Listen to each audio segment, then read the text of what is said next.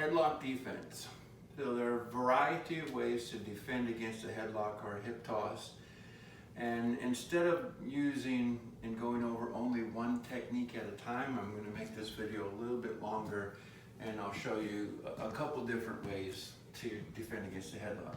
So my opponent has tied up with me, and as he steps across my body to try to headlock me, the first method of defense is for me to step around in front. Now, as I step my foot around in front, it's very important that my hand that is on his back comes through the middle. Because if my hand doesn't come through the middle as I step across in front, he can just cross step again. So he'll cross step again. If all I do is step in front, he'll cross step again. I step in front, he cross steps again. So what I need to do is I need to step in front and get my hand here so that it blocks his leg. So when he tries to cross step, I've got him blocked here. So if your kids are messing up on this, it's because they're not getting their hand that's on the back in the front right here.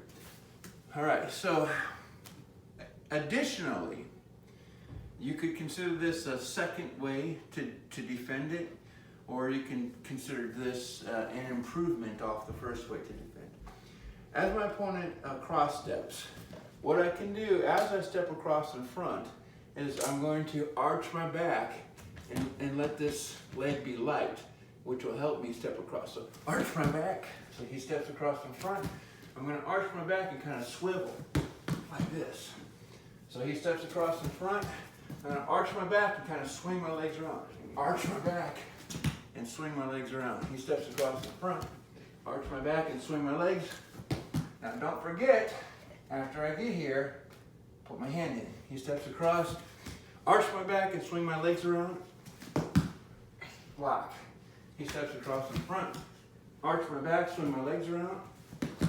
Block. All right? So that could be two different ways to defend a headlock.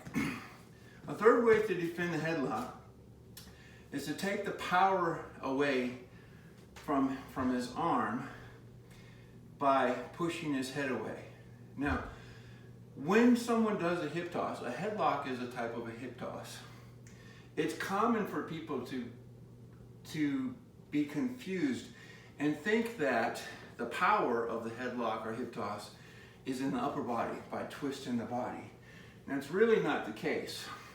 But if they do think that and they make the mistake of trying to torque too hard with their upper body, which majority of young wrestlers do, I can capitalize on that by taking the upper body power away by pushing his head away.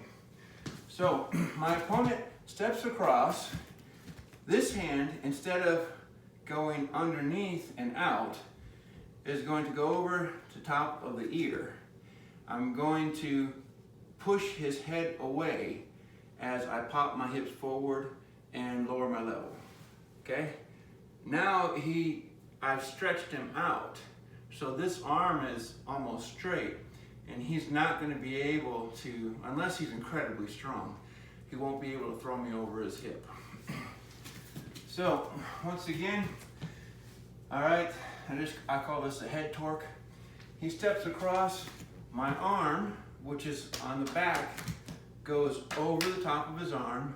I put my hand on the side of his ear. You can't really grab his face. The referee might call you for that. All I need to do is push his head away. So my hand goes on his ear or just above his ear. And I'm going to pop my hips forward and lower my level and straighten my arm to push his head away. Like this. And I can go into some type of attack from here too. Push him away, go in like that. So once again, he steps across in front, push his head away. He steps across in front, his arm goes over the top of his ear, lower my level, push his head away. He steps across in front, his arm goes over the top of his shoulder, on top of his ear, pop my hips forward, lower my level, push his head away. I call that the head torque defense. All right, another way to defend against the headlock or the hip toss is called the Metzger. This is named after Andre Metzger, two-time national champion from from Oklahoma.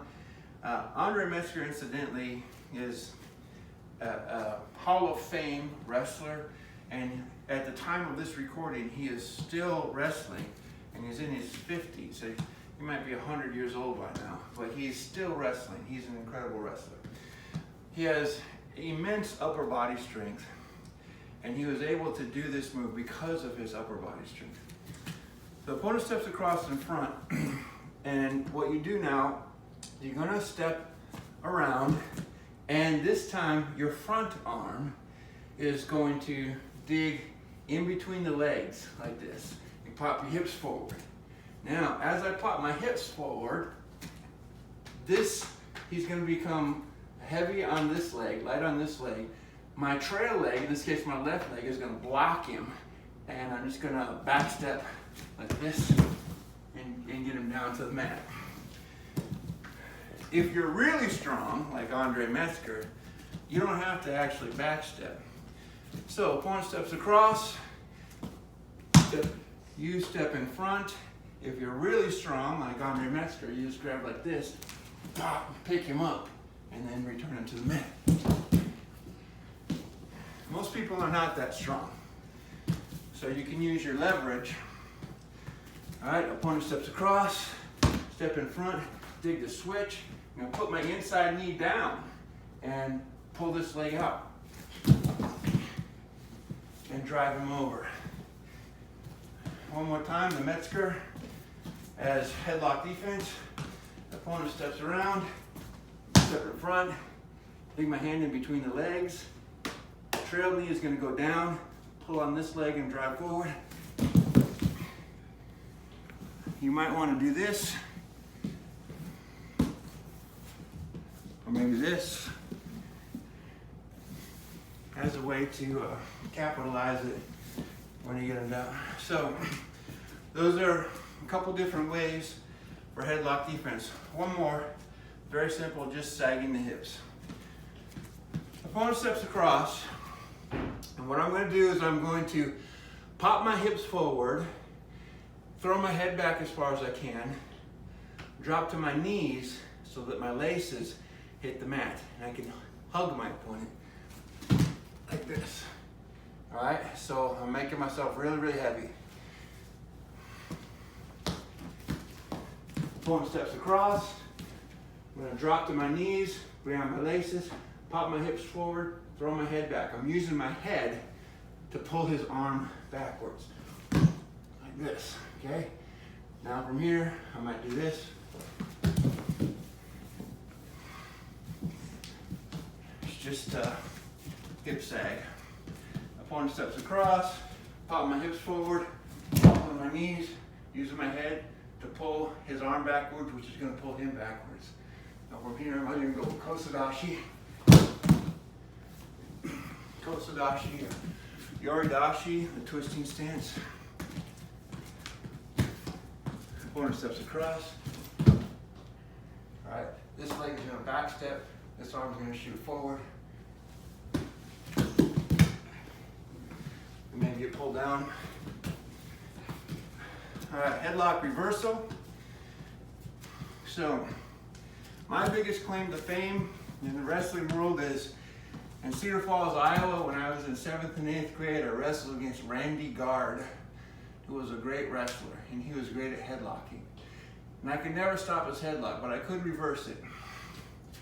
As your opponent throws you, what you do is you grab the butt, you grab the inside thigh, and you're just gonna pull all the way around.